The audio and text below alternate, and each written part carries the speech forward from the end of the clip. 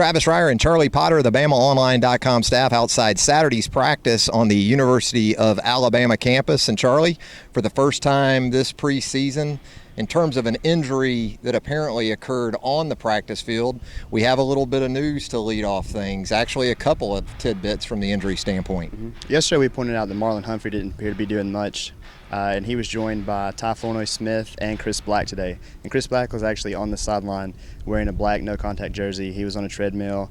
You couldn't really tell what the injury was. He didn't have a brace or any tape, but he was moving pretty gingerly.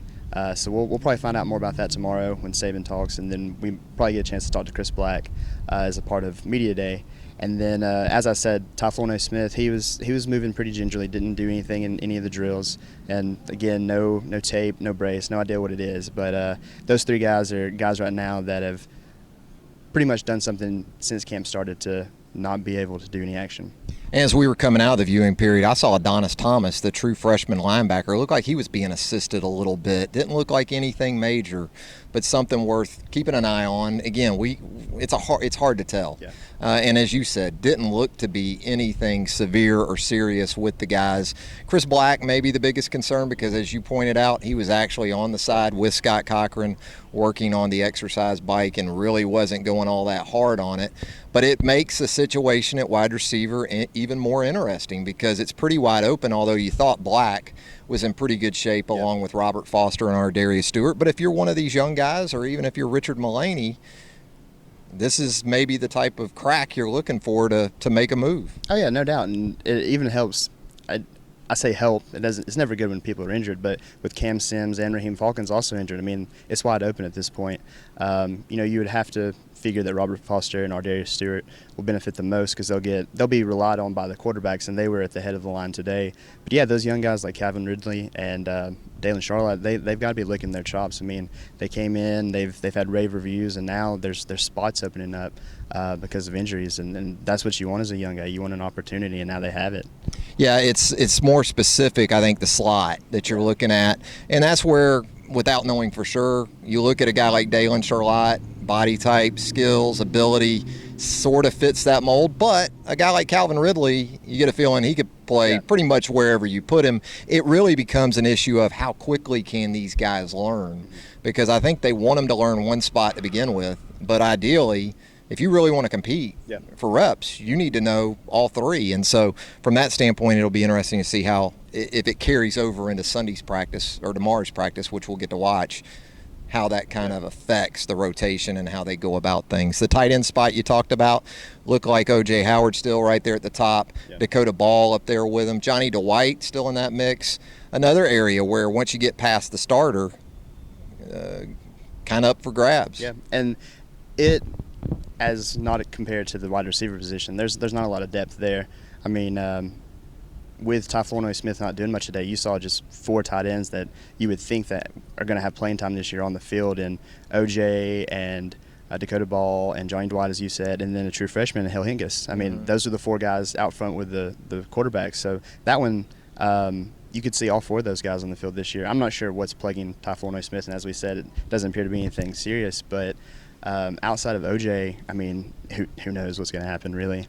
Yeah, and OJ, if they do have an issue in the slot, that's a guy that you can flex out. He can help you even in a situation if Chris Black or a slot receiver is not able to go. Michael Nicewinder, the former walk-on, if you need a true fullback, I think that's probably short yardage, extra guy. They have a lot of candidates for those type of jobs. They need a true number two.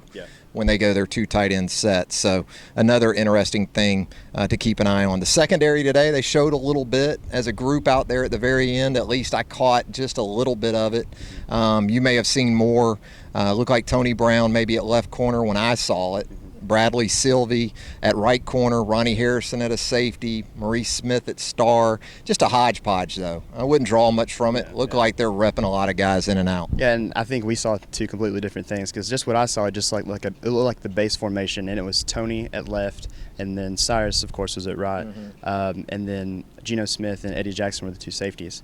I didn't see a star out there, but I only briefly saw it. It caught my eye as I was walking out, and I was keeping up with those injured guys. But yeah, the guys that I said, that's who I would expect to be out there. But I mean, Geno and Eddie, I mean, that's not a a done deal with them playing at safety. So a guy like Ronnie Harrison, who has turned a lot of heads this offseason, I think he could definitely step in and play there. Yeah, and right now it's day 3. It's still about getting a lot of guys in there, young guys. I saw Sean Burgess-Becker working in the box. Maybe he was at money. Maybe he was working a star at the other spot. But there is so much going on right now in terms of how they're trying to get these guys coached up, especially the younger guys still, before they have to transition into more of streamlining and getting ready for the start of the season. So plenty going on out here at Alabama football practice. Charlie, anything else coming up for us? No surprise, Jake Coker was the #1 quarterback, if you might was wondering. Other than that, not really. I mean, well, we did see Charlie Weiss out there on the field. Yeah, that was. I saw him at Moe's last night. Well, so. There you go. Yeah. Hey, Charlie's just a man of town. Apparently he is. $25 million in buyout. Why not? Yeah, I mean, I would come to Alabama football practice too. But well, his son, I think, is a graduate assistant, Charlie Jr. So, but yeah, I mean, hey, I'd be enjoying myself to the fullest if I was Charlie Weiss right now. Life's pretty good. Yeah, I mean, I wouldn't be out on the field. I'd be up in a box somewhere. I wouldn't be out there sweating, but he was.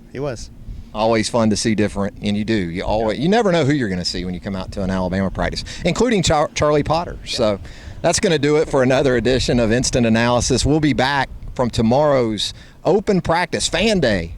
Do you got that new book? Maybe you can get somebody to sign, get Saban to sign it.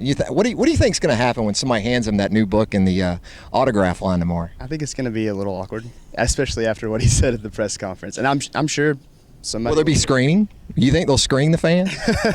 I doubt it, but maybe. Who knows? It's something to keep an eye on. It's just one more storyline for Media Day that we need on a day where we get everything. So anyway, for Charlie Potter, I'm Travis Reier, coming to you from the University of Alabama campus. We'll join you again on Sunday with another edition of Instant Analysis right here on BamaOnline.com.